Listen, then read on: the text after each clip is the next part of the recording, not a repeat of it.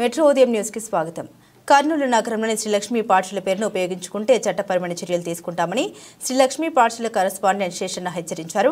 నగరంలోని ఎన్ఆర్పేటలోని శ్రీలక్ష్మి పాఠశాలలో ఏర్పాటు చేసిన విలేకరుల సమావేశంలో మాట్లాడారు.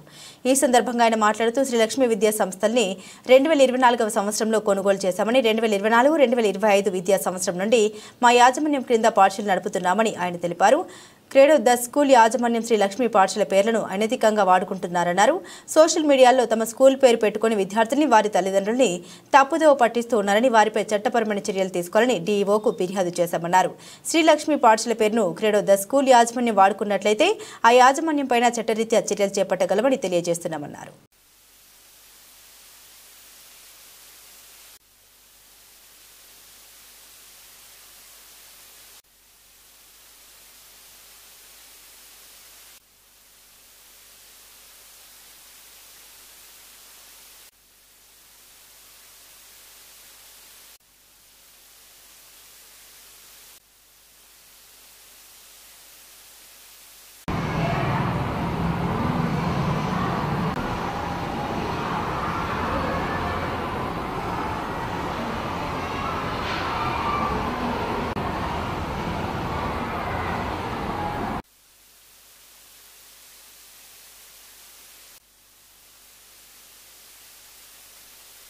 ఆహ్వానాన్ని మన్నించి విచ్చేసిన దానికి కూడా శ్రీలక్ష్మి క్రీడా స్కూల్ అని రాశారు.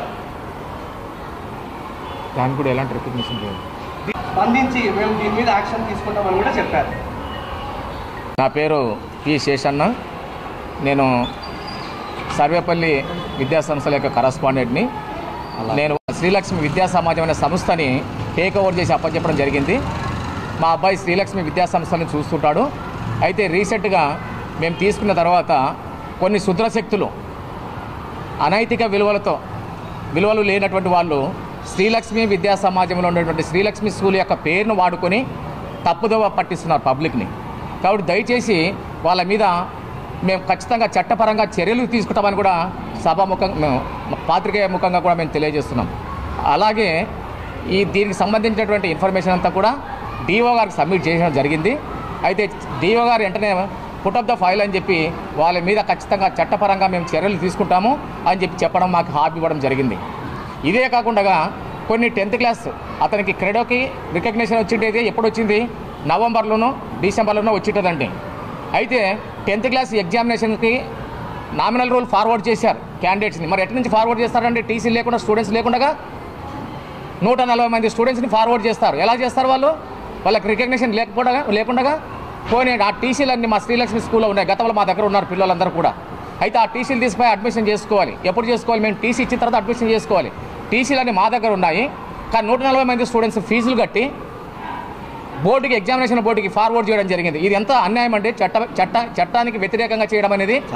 సో ఈ విషయం ఫ్రీక్వెంట్గా నంబర్ ఆఫ్ టైమ్స్ రిపీట్ చేశాం. టీసీలు తీసుకుపోండి అని చెప్పి. అయితే నిమ్మకి నీరెట్టినట్లుగా ఉండి వాళ్ళు టీసీలు తీసుకోకుండా ఎస్ఐసి ఎగ్జామినేషన్ బోర్డుకి స్టూడెంట్స్ని ఫార్వర్డ్ చేయడం జరిగింది. కాబట్టి దీని పట్ల ప్రభుత్వం కూడా చర్య తీసుకోవాలని చెప్పి పాత్రికేయ ముఖంగా అందరూ కూడా తెలియజేస్తున్నాం. నమస్తే.